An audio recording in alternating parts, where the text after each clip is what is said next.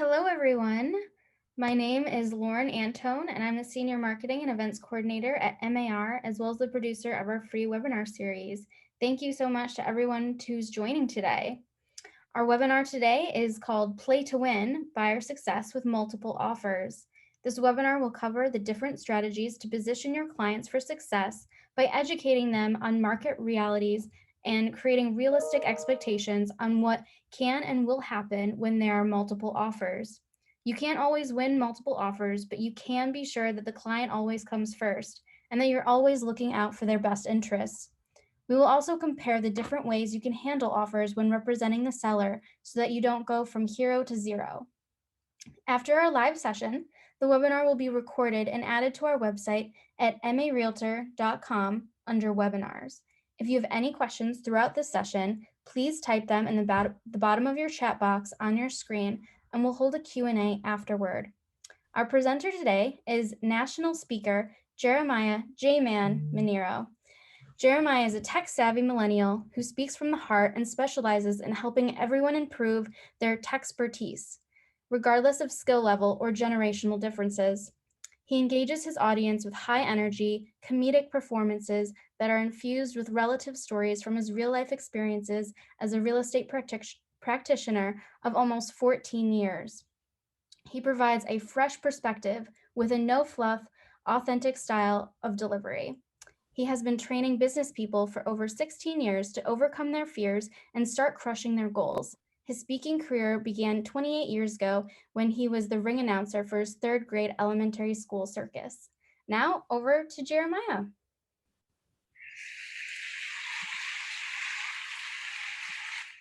Thank you, everybody. Good morning, good morning, good morning. My name is Jeremias JMan Maneiro with JMan Seminars. It's my pleasure to be here to talk to you about how to play to win in multiple offer situations. We're going to give you success strategies in a multiple offer situation. And just to let you know, I am still a real estate practitioner. I'm your neighbor to the west in New York. Don't hold that against me, but I'm still writing offers just like you every single day in this market. And being an international speaker, I am able to talk to so many agents all over the world about what they're doing to get their offers accepted in this crazy market, which we hope someday will get better. It has to get better, folks, right? So as we get started, again, if you have questions, please put it into the chat. We'll monitor that, and we will have a Q&A at the end. If it's something that's really, really urgent, I'll put it in there. Lauren is monitoring the chat, so if it's something we need to talk about as I'm talking about it, we will definitely get to it. Okay, so why don't you start by putting who you are, where you're from in the chat itself. A big part of this is networking, so that maybe there's somebody in Massachusetts who can say, you know what, our market's a little bit balanced. If that's the case, we're sending you all our buyers, right? So put in the chat where you're from, and then why don't you also put the maximum number? What's the highest number of offers you've written for a buyer in the last 14 months since the pandemic started? And I'll get us over here to our presentation, Play to Win. And just to give you a little bit more information as we go through this, I'm starting, my background is technology, social media, and video. This is what I do. It's my niche. It's what I'm an expert at. And I'm going to give you some of those strategies to help you do better and work more efficiently with your buyer clients. Because a big part of this is the setup. And what I mean by the setup is when you, from the very first introduction to that buyer, the conversations you have mean everything, right? This real estate is not about transactions, it's about relationships. And so part of that is creating those expectations in the beginning when you first meet so that they're not disappointed. All right, here we go. So if we come over here, we're going to go, our objective today is to demonstrate different strategies to position buyers for success in multiple offer situations. Now, if I said to you, I guarantee you that every offer accepted for every single buyer, you should say to me, bull poopy. Okay, you should tell me that's not going to happen, because that's not the case, right? But I'm going to position you so that, hey, I got a buyer I'm working with right now, minimum down payment. We're going through a program called NACA. We've written 21 offers, okay? We're keeping hope alive. The buyer's happy because I've created that expectation in the beginning, okay? But here's our agenda. The first thing we're going to talk about is the virtual buyer presentation. Meaning, what does that look like? What should you entail when you're talking to your client? And then an exclusive right to represent, right? Also known as a buyer's agency agreement. There's many other names for it, a buyer contract. It is critical in a market like this that you have an exclusive right to represent signed every single time, right? Because they will blame you. You can do everything to the best of your ability, and they will blame you if you didn't create the expectation, and then you've lost the buyer, right? You'd never list the house without a contract. Why would you list buyers? Then we'll create, I'm going to talk to you about how to create realistic expectations by educating them on the market realities, right? How's the market, right? That's the number one question we get in real estate. How's the market? Oh, it's great. Houses are selling multiple. Give them the statistics. And I'm going to give you multiple sources coming from MAR as well as NAR so that you can really, really educate them and they can feel like they know what's going on, especially if you're working with first-time home buyers or even first-time home sellers who are looking to buy that move-up buyer. Then I'm going to help you formulate a strategy, PCC, right? Price, terms, and conditions. It's important that we analyze the buyer's situation in the beginning and say, man, what can we do about this, that, or the other? Before you even write an offer, you shouldn't be strategizing when you're writing an offer. You should do that well beforehand so that you know going in everything that you need to do. Then we'll get into escalation clauses, what those are, what to look out for, how to structure those, then virtual offer presentations, and then waiving of inspections or contingencies for that matter. And then the bonus round, the last thing, which isn't on there, is I'm going to give you strategies when you're working with sellers and you're receiving multiple offers.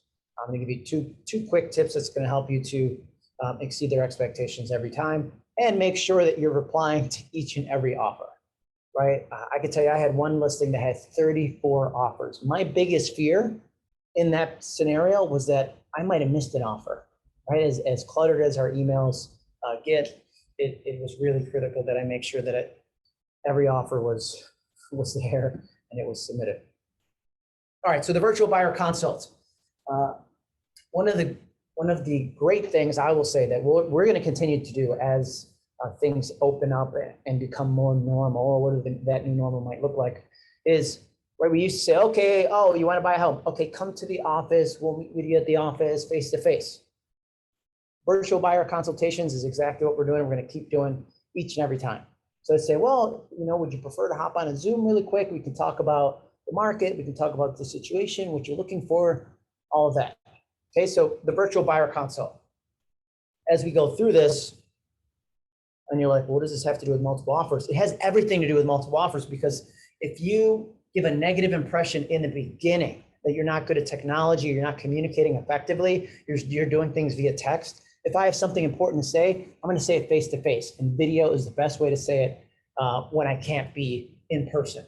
So you're going to need to download the Zoom app and desktop client. You should already have it. I would imagine the last 14 months, you guys have been on a lot of Zooms, but maybe you're still on the free, right? Go Pro.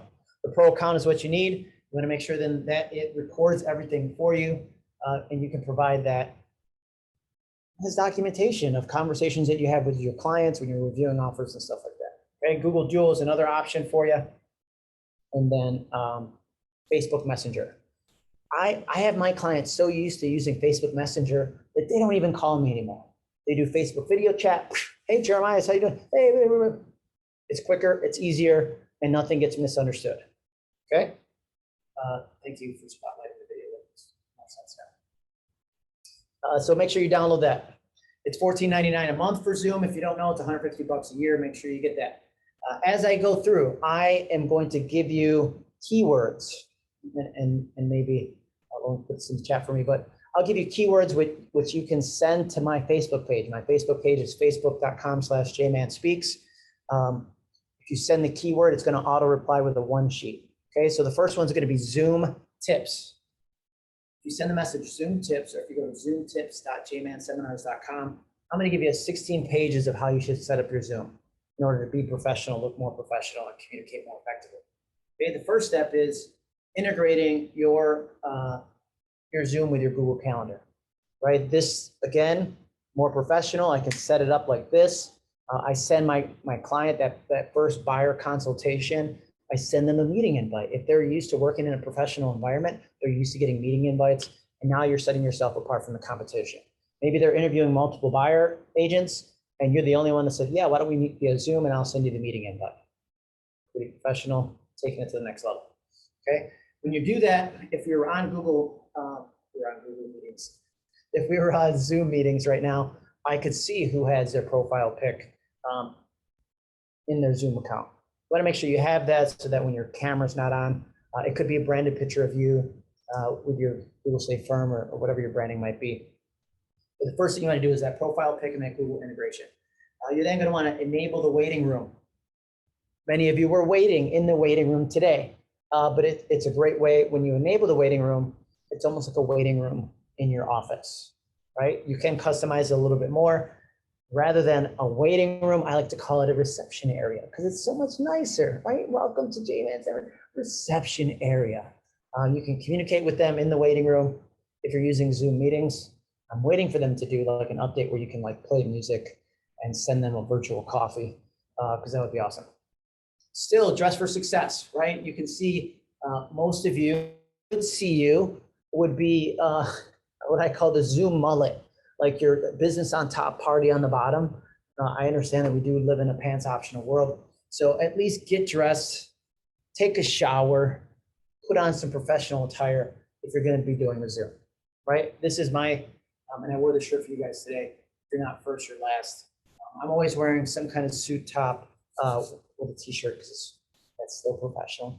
I dressed it up, okay? Virtual backgrounds. If you're gonna, you can see I've already had 2 different virtual backgrounds. This is just a green screen behind me. But if you're gonna meet with clients, they're gonna judge you. 100%. You're meeting with them, they're gonna be looking at your background. What is that back there? Oh, honey, he's messy, right? So best way to handle that, get a green screen or have a dedicated space in your home where you're gonna be doing your Zooms from. Jasmine, it's not from Zillow. Zoom is $15 a month, okay? Virtual backgrounds you can create on canva.com. So you have a nice professional background. And look at when you have the green screen, it's really nice. You think like this is my actual office, but that's just virtual. Okay, you don't see I'm not disappearing into the background or anything like that. I created all these custom so that when I meet with my clients, they go, whoa, fancy office. And I go, yeah, real fancy. Lighting is important as well. You know, if I showed you just here real quick, check out this lighting. Off, on, right? Big difference. If you've ever purchased something at the store that you thought you looked great in, and you got home and you're like, damn, this does not look good anymore. It's because the lighting in the store is designed to make you look better. So lighting is important, and then you can actually adjust your settings on Zoom. When you go into the video settings itself, you see that checkbox that says touch up my appearance. That's actually a sliding bar now. So you can smooth it out, baby. If you go all the way to the right, you smooth it out. I'm actually 83 years old. I just look younger on the Zoom. Okay? Not actually. I don't think I had mine all the way up. You get the idea. Whiteboard is also a good feature for you to use if you're working on numbers, right? If you want to talk to a client, like here's your closing costs, here's how it's broken down. There is a virtual whiteboard in Zoom. I have an actual whiteboard, which I'll show you here in a minute. But there's a virtual whiteboard in Zoom. It's really great because part of the way that we learn, right? You can listen to me. Some of your auditory, and you can hear me and go, okay, I got it. Others are like, I need to see what you're talking about. That's why there's a visual representation of everything that I'll discuss. When it comes to numbers, you got to see the numbers so that you can explain to them exactly what we're talking about. The other 2 options to communicate more effectively, like I said, was Facebook Messenger. You want to make sure you have Facebook Messenger on your phone, okay, as an app. It's a separate app. If you have a real estate page, this isn't a social media class, but if you have a real estate page, you want to make sure that you have the Business Pages Manager, which they just changed it to Business Suite, I think it's called now, so that you can reply to messages and talk to clients while on the go, okay? Because The millennial and younger clients that you have these days, if I send you a message on Facebook and you don't reply for like an hour, we're not going to be friends. Period. If you wait, if it's like a day, I'll never talk to you again. That's how today's consumer. There's something new in this. Okay, and then your other option here is Google Duo. Google Duo is pretty slick. It used to be only mobile to mobile, one person to one person, but you can have up to 12 people on there now. And I will tell you, we don't really have the time to show you another video with this, but with Google Duo, it has a knock feature. It's called, where they can see you before they pick up the phone. So you can use that to your advantage. You can, grab a piece of paper and be like, oh my gosh, put congrats on it or something like that, or answer the phone. My brother, when he calls me, likes to tell me that I'm number one, you know what I mean? To get me to answer, but use that to your advantage. But it's only mobile to mobile. It works cross platform. So if you're watching this and you're an iPhone user, I get it. You're saying, well, I have FaceTime. Well, if the client doesn't have FaceTime, you're not going to be able to communicate with them, right? This works whether you have iPhone, whether you have Android, whatever the case may be. We can get it done. We can communicate face to face. The moral of this story is, as we go through this, is that you should communicate face to face as much as humanly possible, because email and text messages get misunderstood. Okay, I just had a seller that sent me a text saying we're closing on Friday. I'm like, I haven't heard that we're closing on Friday. And then he sent me the letter that the attorney sent him that said closing will be on May 14th. Could be before, could be after. All he read was it was on May 14th and he was ready to close, moving his stuff out. I believe in me. Exclusive right to represent. So part of that virtual presentation, slow it down a little bit here. Part of that, when you meet with the buyers in the beginning, right? Come back over here for a second. When you meet with those buyers in the beginning, virtually, and you're talking about the market, I would explain like what an exclusive right to represent is. I would say, look, there's one level of service that I deliver to people who are committed exclusively to me, right? Because if I represent you as a buyer's agent, I will scour the ends of the earth looking for the property that I will search old expireds, I will search for sale by owners, I will, new construction, whatever I need to do, but I need to be sure that you're not going to be cheating on me. And the best way to demonstrate our commitment to each other is an exclusive right to represent. If you have, if you work with investors or you work with anybody and they're like, no, I'm not going to sign that, they're telling you right in the beginning where their loyalty lies, right? An investor, look, I've worked with a ton of investors over the years, and some of them go, well, I'm not going to sign that. Okay. Bye-bye now. See you later, homie, right? Well, we're not going to be friends. You're not going to waste my time. Because think of all the time, especially in this market, showing houses, doing everything you got to do. And then they go to an open house on a Sunday and write an offer with the listing agent. Okay. You have to bring it up in the beginning. You have to talk about how important it is that they remain loyal to you because of everything that you're doing on their behalf. Okay, I'm going to come back over here real fast. Now, I also bring up the two biggest ways that you're going to be cheated on. Bring it up. Number one, for sale by owners. Number two, new construction. Okay, you have to bring that up in that initial buyer consultation, because if you don't, you will lose them, especially in this market. They see that little red and white sign for sale by owner, they go there, and the physical is going to go, you don't need that agent. We'll cut a good deal, me and you. So when I talk to the buyers in our consult, I'll say, listen, I love for sale by owners. If you know somebody that's selling their house on their own, let me know. Let me at them. I got 16 years of experience. I'm an expert in real estate, and they're worse than the first agent that started on the first day because they don't know anything, right? They haven't been through all the training. They don't have all the designations that I have. And I can promise you, I don't want to list that house. I want to sell that house to you. I'm going to negotiate the very best price on your behalf and the best terms and conditions, right? In this market, I'm not listing for sale by owner. Why would I? I'm going to sell it to a buyer that I'm representing. And then the new construction, the other scenario that you're going to give them is, New construction is the only place where you can go in at a certain price, right? Let's say your budget is 500. You can go in at 500 and then you leave there and you're all of a sudden the bill's like 750 grand, right? And you're like, how did that happen? Oh, well, I had to have that upgrade, this good. So I also specialize in new construction. I can help you to make sure that the selections that you make, there's a good return on them, and you stay within budget. Okay, because we all know that lumber costs are up 30%. Well, new construction's up 30% because of lumber costs. It's up like 300%, something crazy, until they start importing it from Canada. All right, educating them on market realities. So it's not enough for you just to say, well, I'm sure you've heard multiple offers everywhere. You need the data. You need the statistics. You need to tell them, look, here's what's going to happen. And if you're not comfortable with that, then maybe we should not be entering the market at this time. It is okay for you to say to a buyer, maybe we should wait, right? Again, think about building a relationship, not a transaction. Because if you're like, you got to buy now, buy now, buy now, buy now, buy now, buy now, and then they buy in this overly inflated market, they waive everything, and then there's an issue, they're going to blame you and you're not going to get that listing. Or you're going to get that listing and it's going to be so far underwater 3 to 5 years from now, you're not going to be able to sell it. Okay. So this is my visual about how's the market, right? The market is on fire, right? I hit you with this DJ air horn.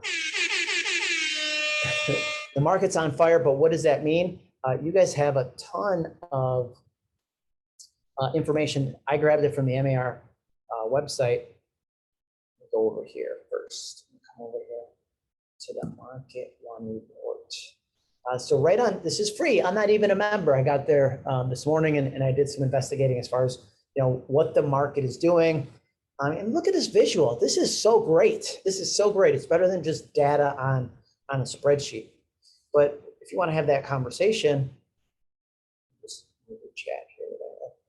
Statewide closed sales were down for single-family homes. We're down in March 2021. However, condos closed sales were up. Median price for both property types were up from March 2020. Single-family home median price was up to $485,000. Right here's the data. And part of they go, wow, the market's going down. We get a better deal. That's not the case, my friend. The case is we don't have enough houses to sell, so there is, for lack of a better word, market constipation, right? Like we have all these buyers that want to buy, but they're not able to because the houses aren't available. So the market is actually down as a whole. But then when you look at new listings are down in March, year over year. Inventory, look at, that chart right there, the inventory. You're looking at a third. There's 33% of the amount of houses for sale. And I don't like to use inventory because people don't understand what you're saying. There's a third of the houses on the market. Same amount of buyers or more, right? A third of the houses. Economics tells you supply, demand drives the price up, okay? So that's your Market One sheet. Use that to your advantage. This is what you want to share with your clients. I could share this in a Zoom, just like I'm doing right now, folks, right? To educate them on the market. You also have the MAR, the Massachusetts Association of Realtors monthly indicators. So if I come in here, homes for sale.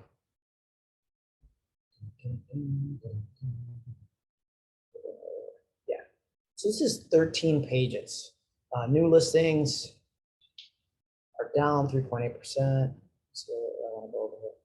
This price, median sale price, months supply. Okay, look at this. Month supply, 0.6. Percentage of original price received, 100.9% buyer. So you know what that means? If they're asking this much, they're getting over asking 100.9%. Okay? As a whole. So again, it's educating them, because if they haven't bought a home in a while, or they're a younger buyer that's being consulted by their parents who haven't bought a home in 20 years, they're going to tell them, Oh, that's just the asking price. We bought ours. We went 20% below that. No, that's ain't going to happen in this market, my friend. Right? So come over here. Condo market overview, closed sales. It's all about the data, folks. This is how you educate them on the market realities. And I understand that real estate is hyper local. So your numbers, look at this historical inventory of homes for sale. So much. Oh, let me go back. I like that one. Let's do one. Percentage of original list price received. So March is trending upward. But if it is hyper local, so if you wanted to go into, come back to the presentation again. If you wanted to go into NARRPR.com, right? You're very familiar with the Realtor Property Resource. I'm sure my good friend Veronica McManus is from Massachusetts. I'm sure you've heard her present a bunch of times. If you're not on RPR, Realtor Property Resource, get on now. Get on now, because it's just a ton of information. You could look up a subdivision, you could look up a zip code, you could look up a town, whatever you want, and create a market activity report to educate your client on the market realities. It's critical. Okay, here's just kind of what it would look like. You should already know, but it's free. Okay, free 99. Everybody's favorite F word should be free. FREE, Realtor Property Resource. After you educate them on the market realities, you then want to strategize. So what does that mean, strategize? Right? This is where I'm going to sit down with them and go, all right, let's talk about your situation. First things first, we're going to get them pre-approved. Right now, if they need to get financing, we're going to get them not pre-qualified, we're going to get them pre-approved, which means I need you to go to the bank. I need you to submit your application. I need you to pay for your appraisal. I need you to do everything humanly possible. I want you pre-committed, which means they've already submitted it to underwriting. It's been approved. We just have to find a home. Okay? Because that's positioning your client for success. Don't be in a rush to go, oh, you're pre-qualified? Sure, let's go look at a home. And then they find the home that they want to buy the next day and they're only pre-qualified. Sometimes they're not worth the paper that they're written on. So the better you can do, or if they came in and go, okay, well, we're FHA, minimum down payment, 6% concessions. Okay, we're going to need some help, right? In this market, if they need concessions, this is where I'm like, okay, do you have a relative, a parent, a boss, a coworker, your enemy down the street? I don't care. Is there somebody that you can borrow money from, gift you money, right? Because we know it has to be gifted, in order to close on this house. And maybe you can then pay them back afterwards, do a home equity line of credit or something like that. Or if they're millennials, right, you can say, can your parents help you out? What I mean by that is, can they pay cash for you to buy this home? Okay, because then you could always do a cash out refinance after they close. I can tell you I was referred to a buyer who was extremely frustrated by an agent who just stopped returning their calls. Literally stopped returning their calls because they kept writing offers. They were minimum down payment, conventional 5% down, going over, not getting it. Finally, they decided to make a change. They call me up. I sit down and I strategize with them. I go, you got anybody that can like loan you the money? And we're talking $385,000. Well, yeah, my buddy Frank. He's got money. I'm sure I could work out something with him. They call the buddy Frank.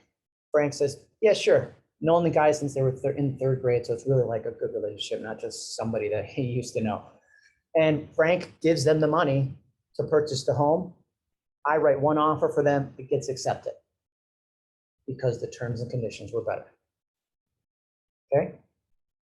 So the three things to consider: P, T, and C. You down with PTC? So it's not always price, but if your terms and conditions aren't that great, then your price needs to go up, right? But don't get cocky, because if your terms and conditions are great, doesn't mean your price goes down either. Right? I had somebody the other day saying, it's kind of like, I'm just going to call him Richard Noggin, right? Another name for Richard, another name for Noggin. You got it now. And he called me like, I will be writing an offer. Okay, great. How many other offers are there? I'm like 12. Oh, mine's going to be cash. Okay. Well, like at this point, it's not that big of a deal unless we're going, way over asking. We're going to get to that. But who would you rather work with, right? If we're looking at these two agents, we got the nice agent over here. She's like, hi, Jeremias. Oh yeah, I just showed the house. Lovely home, lovely home. Yeah, could you tell me, what matters most to the seller? What matters most? Is it price? Do they, are they building a home? Do they need a flexible closing date, or maybe post possession? Tell me exactly what would make them the happiest that they could be. Wonderful conversation. You know how to find out the best way that to find out what the sellers actually care about? Ask the listing agent. Right? I get it that we're busy. We're out showing houses, boom, boom, boom. I'm writing offers almost every single day. That doesn't mean that you get lazy in your job. If anything, in this market, we need you to be more diligent than ever before. Right? So have that conversation where the other guy on the right here, he's going, hey, when's the deadline for this? I'm going to show it tomorrow. And I'm like, well, it's tomorrow at 3 p.m. Well, you can't push that. But and I have to share all of my interactions, right, with the seller when the offers come in. Oh, do you know this agent? Super nice, had a great conversation with her, so on and so forth. What about this guy? He wrote an offer, right? Because I'm never going to make any kind of negative remarks or comments about a realtor member, but I'm going to provide the factual data. Because if that's your interaction in the beginning, before you've even written an offer, it's probably going to be how you're going to be throughout the whole transaction, right? Okay. So it does make sense for you to volunteer. My R is coming off the screen. It's not like that. But what I mean by volunteering, like if you get involved, this is my shameless plug, I guess, for volunteering, but this is your return on investment for it. You volunteer. You get involved with committees at your local board or the state level. You then write an offer. And the person on the other side, the listing agent on the other side goes, oh, JMan, what's up? Yeah, how you doing? Hey, what matters most to the seller here? What can we do to get this together? Oh, they're moving down to Florida. They actually want to stay in until the end of the year because the kids want to stay in school. So if you could give them post possession till June, I mean, that would be huge. Okay, great. And when my offer comes in, that listing agent is going to go, oh, I know JMan. He is great. He's part of the tech committee. He's on top of his game. He actually teaches the ABR class, so on and so forth, right? That's your return on investment. You start talking about volunteering and getting involved, that's it, especially in this multiple offer market that we're dealing with. All right, let's talk about escalation clauses. And I've redacted some of this information, but at 1036, a good place.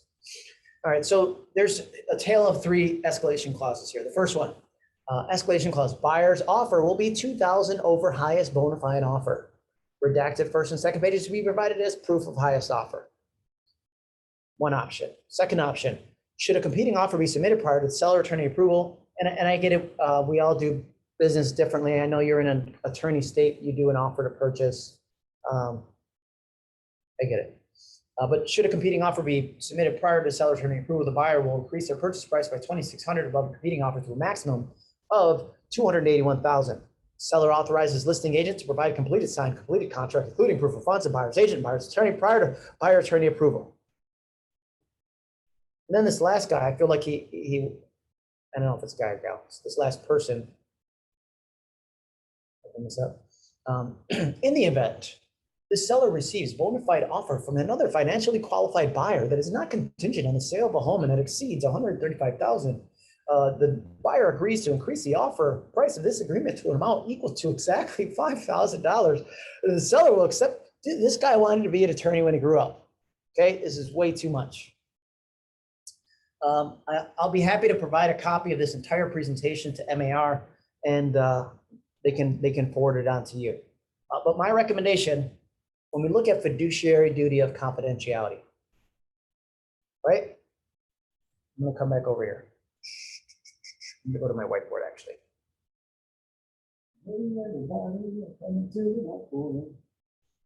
So the first offer was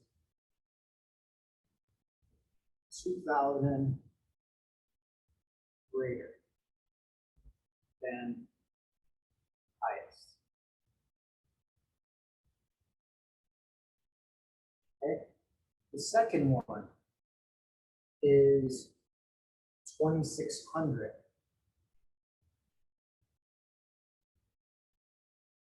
greater with a cap. The cap means maximum amount.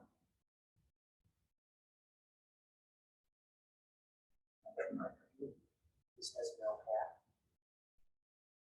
And then the third one, the guy who wants to be an attorney,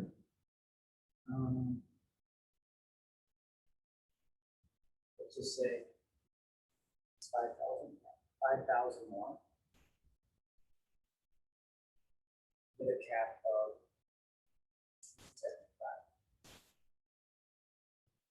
Let's just say, for argument's sake, our highest offer is $250.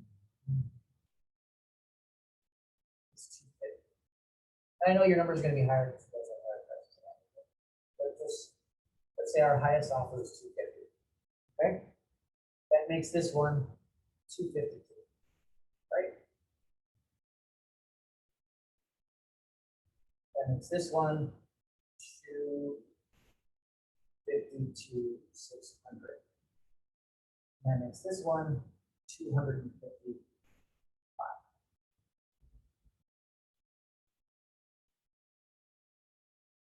That makes sense? But if the highest offer was something crazy, let's say it was, let's say it was it went all the way up to 281. Okay, so this guy is in the lead, except that this one here is 2,000 greater than highest bona fide, higher than highest with no cap. Whatever the max is 281. This becomes 283. Okay, that's what no cap means. No cap means that you get a phone call. No cap means that the agent calls you and says, hey, here's our best offer. Are you willing to go that high? No cap makes sure that you're still in the game. And you have to be in the game if you want to win, right? The other part of it is, let's say it was 250. I guess we'll get to that on this other side of it. You have to tell your clients that, hey, I know that we're going in at 250.26. However, you have to be prepared that if they come at us for 281 without escalating, we get a counter offer for 281, because I am literally telling you, hey, we want to offer this, but we are willing to pay that. That's the maximum that we're willing to pay. You're violating your fiduciary duty of confidentiality, folks. Okay? And you have to make sure you go over that with the buyer first and just prepare them and say, you might get a counter for 281. Are you okay with it? All right, it's not, you can't get a good deal on a house that you never buy. Every single day, right? I went 10,000 over asking on a house that I bought 10 years ago. I had since sold it because it's time to sell. And I always use that as an example. I'm 10% over asking on this property. And I never for once remembered what I paid for it. I remember that I was happy to put into that driveway every 6 months. Okay. All right, we'll come back over here. Hopefully that breaks it down a little bit better. We will get you a copy of this entire presentation. You see the difference, right? 2,000 over highest bona fide offer. Bona fide just means verifiable, right? It means that you have proof. I don't need redacted and second and third page. And if it's a sunny day, I want you to use an umbrella. Come on, guys. I want to make it easy. Let me get the transactions together. Okay, virtual offer presentation. Virtual offer presentation, what I mean by that is, don't just fax. If you fax it, okay, quit today. If you're faxing an offer, just quit. There's no faxes where I live, and that's called 2021, folks. But I'm going to share a different screen here. Let's see, 1 second. I'm going to exit the full screen and then I'm going to come back over here. Bring this up. Okay, so what I mean is there's two different really quick tips that I'm going to give you. So shared screen, where are you?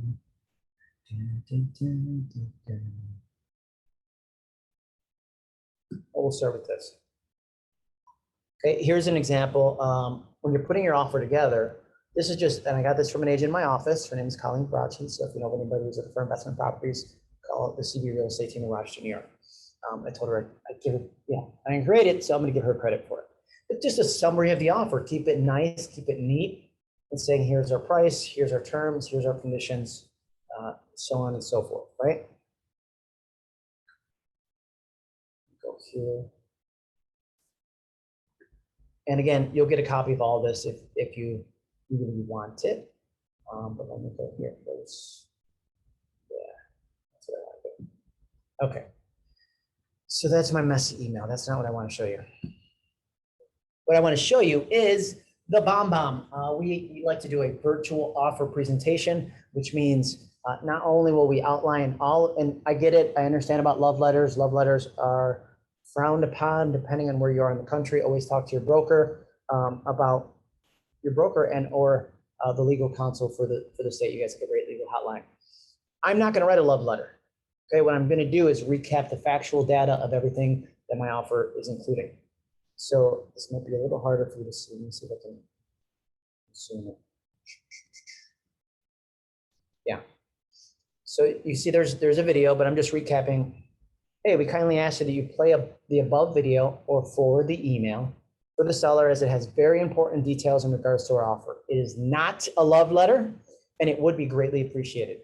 On the back end, with BombBomb, I know when they open the email, I know when the video is played, I know everything that they click in there. Okay, so just from I know whether you sent it or not, whether it was played, I'll know that.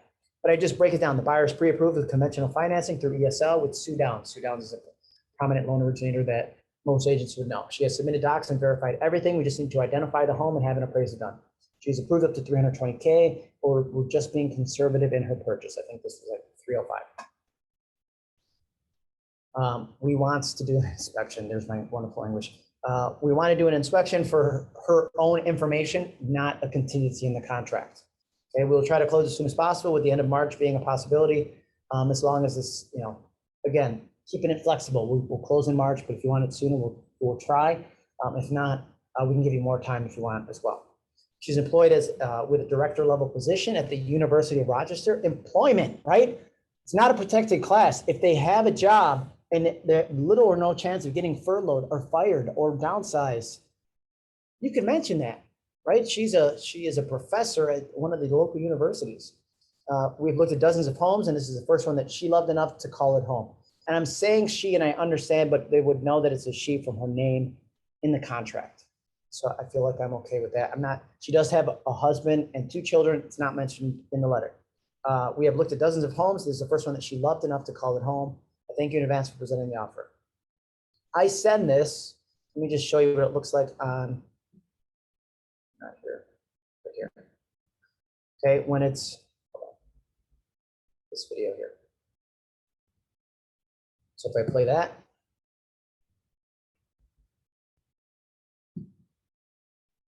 Hi, Fallon. This is Jeremias, JMan Maneiro, the Maneiro team at Remax Realty Group. First of all, thank you for allowing us to submit this offer.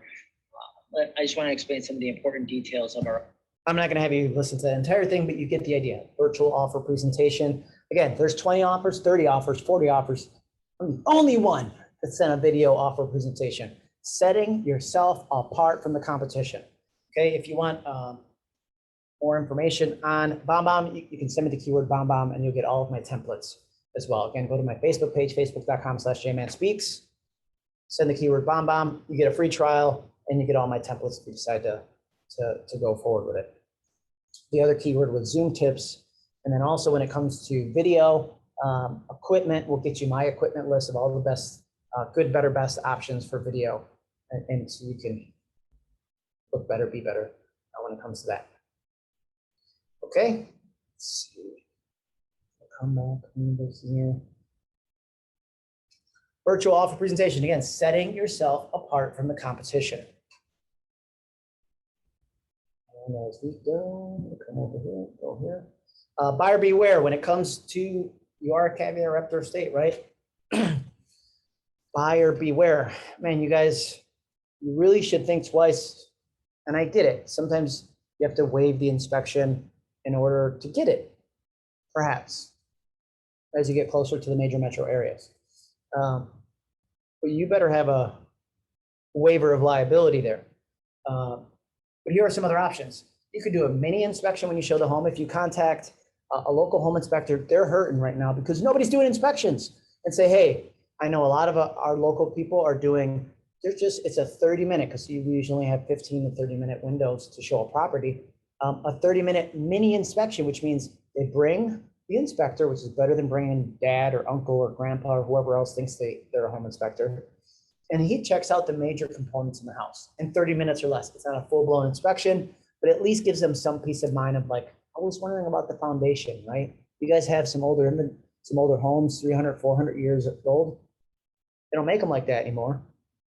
Some of them they shouldn't, but those old stone and mortar foundations, you want to make sure that they're good. Mini inspection. You can do an inspection, not have it be a contingency in the contract. Again, you could say that to the agent. We're going to do an inspection after we are under contract or under, what do you guys call it? Under contract, something like that. But do an inspection, not a contingency. Again, peace of mind for them. Do an inspection, but have a price limit on repairs. Obviously, if there's 15, 20 offers, that may be tough. If there's less competition, say, hey, you got to offer more money, probably, and they just say, look, if we're doing an inspection, but we're going to limit to anything that we may ask for. We're just looking for major issues, but we'll limit it to $3,000. So they know that's the limit of the liability that they would encounter. The last in there, or the second to last, keep a standing appointment with an inspector. That means I work, we sell some real estate. It's like, hey, could you just keep one appointment a week for me? In the case I have something to, so that if I write an offer today, I can get that inspected tomorrow. We can remove that contingency, no problem. Okay. And then did seller have a pre-listing inspection? Ask the agent. They're doing that more and more these days. Maybe they can share that with you, and the buyer feels a little bit better about doing that. Okay. I will say that when we come back over here for a second, that when you're doing these escalation clauses, you're getting crazy and you're waiving things. There's a certain point, right? If you're a buyer's agent and you're looking out for the best interest of the buyer, there's a certain point where you need to take a step back and go, holy cow, this buyer wants to waive their inspection. They want to waive their mortgage contingency. Are you kidding me? They want to waive the appraisal. They want to guarantee the appraisal for whatever. Oh man, it's scary. And you got to think of what's going to be in the buyer's best interest. I've had 2 conversations in the last week where I told people you should wait. You know what? Rent for a little bit longer. Let's revisit this next year. And they go, well, don't you want to sell a house? I do, but not under these conditions in the price range that you're looking. They were like, wow, building relationships, not transactions. Okay. That's what I said in the beginning, in the middle, and at the end. Come back over here. We're going to finish with just some quick seller tips for you. Seller tips for success. Okay. The first one's going to be, make sure I had this, a multiple offer template, folks. Okay. I get crazy. I'm fortunate enough, my wife sees everything in spreadsheets and Excel. So we take everything, we put it into this, it's just an Excel spreadsheet so that it has price, concessions, net offer, if there was concessions, right? Type of financing, deposit amount, is there an inspection? Is there a rate on test? Are they asking for permits or anything like that? Is there an escalation clause? Yes. And what's the bottom line on that? Where do they cap out? And then other notes. Okay. And then my wife, she even color coded it. Gold is our best, silver is our second best, and bronze are our 3 third place finishers. So this helps it just evaluate all of the offers. Like this property had 14 offers. Instead of me going through every single offer with the seller, I'm going to forward them all because they have to have a copy of all the offers, right? I'm going to say, here's the recap. And I will put the offers in one PDF in order as you see on the spreadsheet. Okay. Here's the other tip that I'm going to give you. This is like so simple, but so groundbreaking. Create a specific email just for offers. So we're the Maneiro team. It could be ManeiroTeamOffers@gmail.com. The only thing that comes into that email account is offers. So they don't get lost in the clutter. Man, God forbid if you miss something, woo, it'd be crazy. All right, let me just finish here on the whiteboard. Remember these offers that we had here? Now I want you to evaluate this further because when I talked about countering, right, if this was only going to go up to 250.26 or 255, which is the best offer here. But I knew this, you as a listing agent can counter to their caps. Okay, and then you also have to have the conversation with the seller like, okay, this one's cash, but this one's willing to go higher. Maybe we can counter. How much is it worth to you to make sure that you get the most money? How much is it worth to you to have financing? Would it be $10,000 more? Would it be 15? Would it be 20? And then you can counter that. This one's 281 cash. This one will go up to, you don't have a cap. Let's say we counter it at 300. Okay, then $19,000. I might risk it if it's a $19,000 difference in my pocket. And then on both sides of it, it's guaranteeing that money. Because if I say, oh, I'm going to go unlimited, no cap, I'm going to offer you $1 million for that property.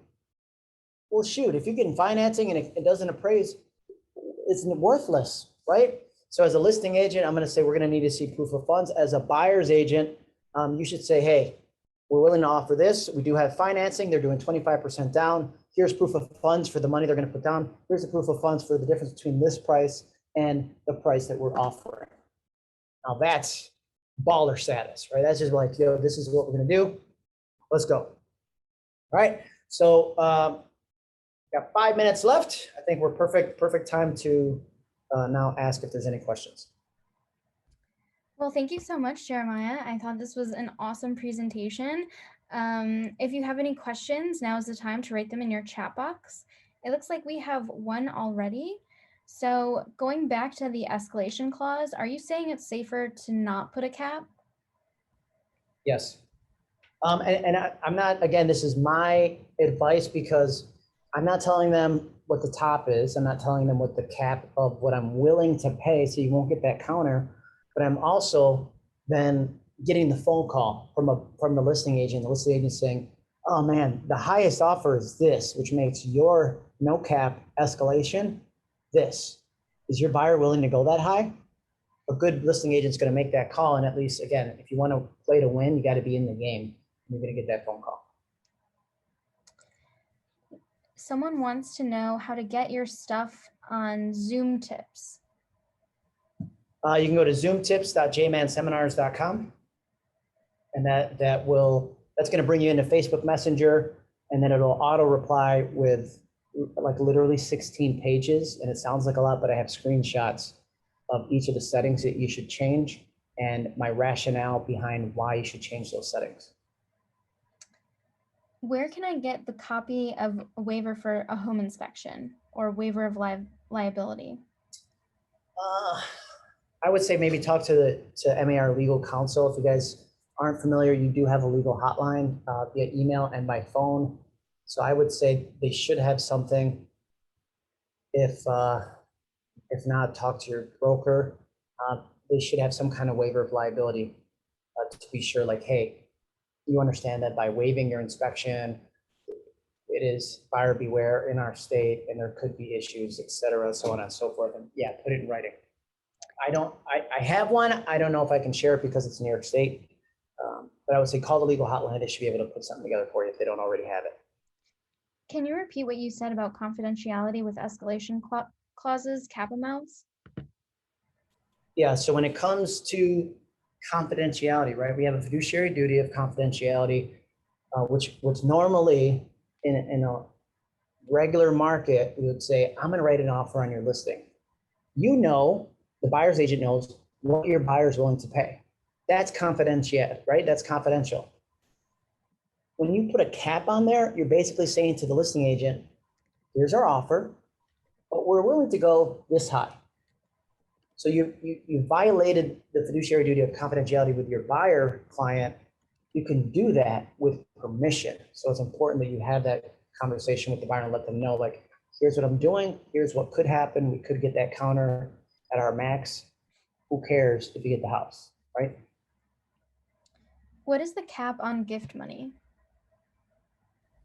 Oh, cap on gift money. I don't know. It depends on the financing, I would say. Depends if it's conventional, depends if it's FHA. This kind of a market, I would really be looking at, even we had somebody use a hard money lender. They paid 12% close on this property cash, but then did a cash out refi and paid the guy back.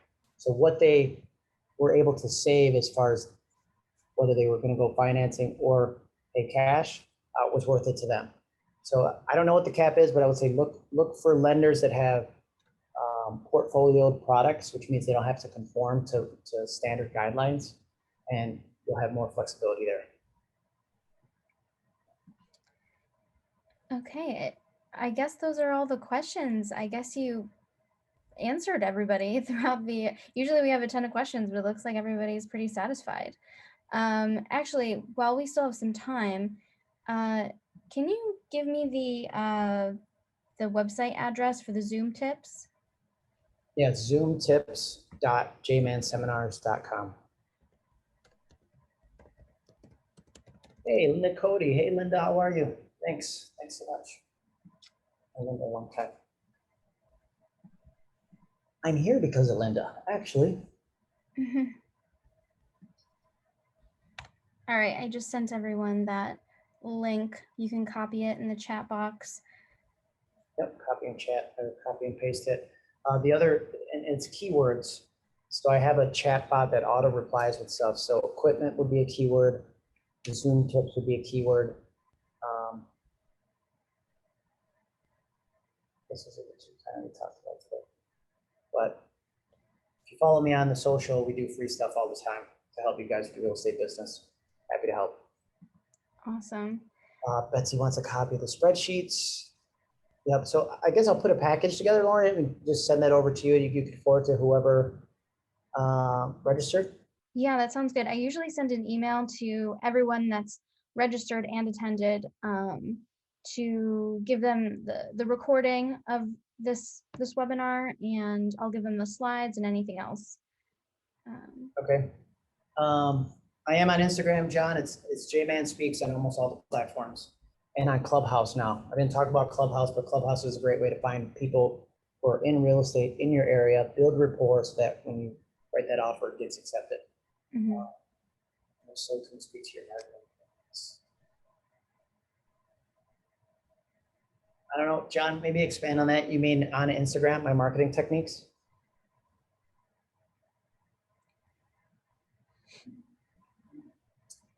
I mean, it's nothing outside the box. If you have a new listing, obviously clear cooperation anywhere that you advertise, it's got to be in within 24 hours. I always talk about, I'm never going to share specifically. You'll never see me do a just listed, just sold kind of a post. All of my marketing is about telling the story. Here's a good looking shirt. If you're not first, you're last. Shake and bake, good lobby. But telling the story, right? If you want people to work with you as a great buyer's agent, you need to tell the story of how there was 14 offers, how you got creative. Don't give specifics, but how I provide better service to the mastery of today's technology. That's for that video, video presentation, all that. Just doing something above and beyond what my competition is doing.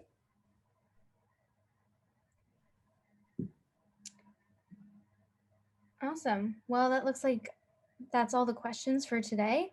As a reminder to everyone, this webinar has been recorded and it'll be available to view in the next few days on our website at marealtor.com. It'll be under webinars. You can find any upcoming webinars on that page as well. And again, I will email everyone the link and the slides.